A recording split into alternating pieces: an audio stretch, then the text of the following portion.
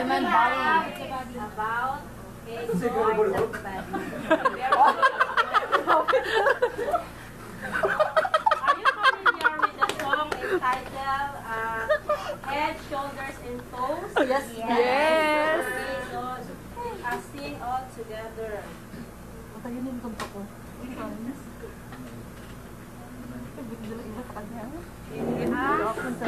Listen first. Shoulders, knees and toes, knees and toes. Ay, listen tono lang. Naghang. Ano.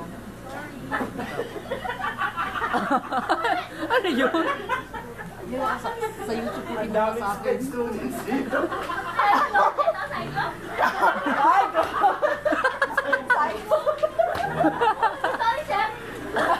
Hindi naman sila magaling mag-drawing kami. Dapat lang eh.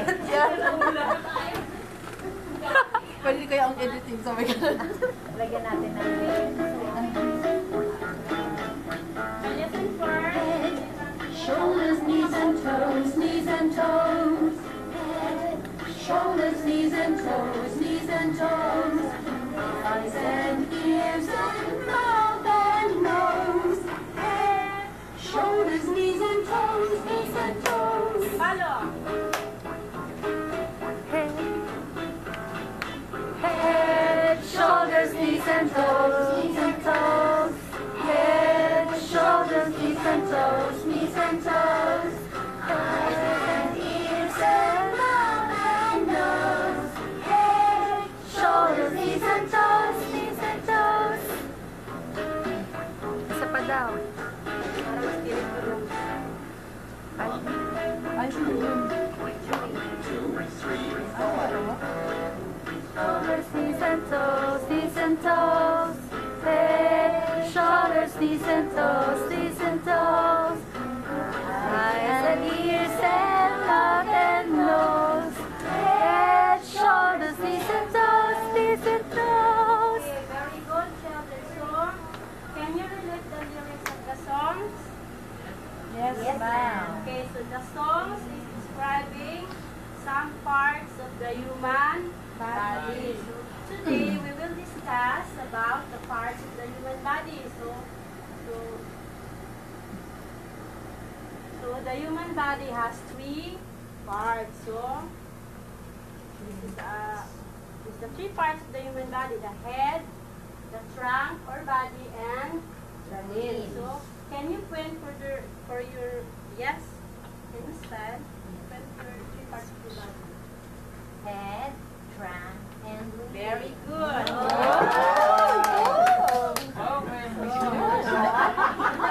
Ang laswa. Okay, next. First, head. So, can we please, Jackie, stand? The head. It is at the top of the body.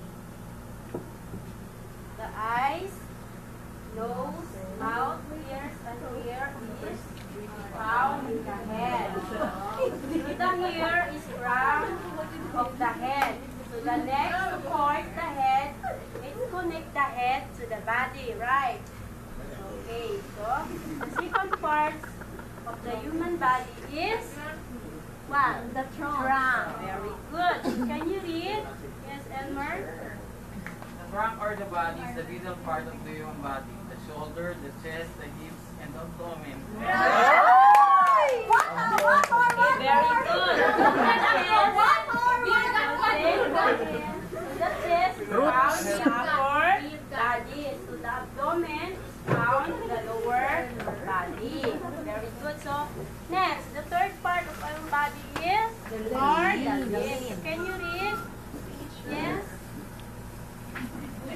Alam mo, may ano, parang pala, the limbs are the longest extremities of the body. The arms.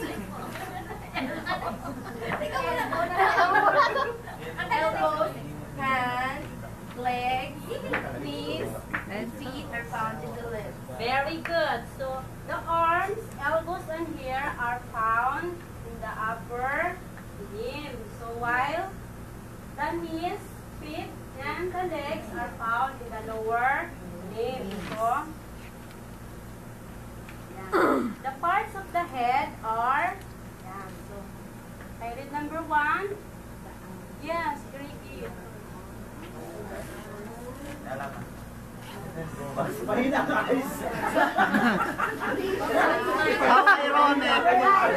Bagay na bagay. And its eyes. Your eyes are for seeing. Your eyes see the colors, size, and shapes of objects. Yan ang Yes, some of very the good. mistakes na So, sinasabi mo you dati. can use also your eyes for reading, right? And I want to move it. Ang color naman. What else? See, flying birds and other objects. So, what else?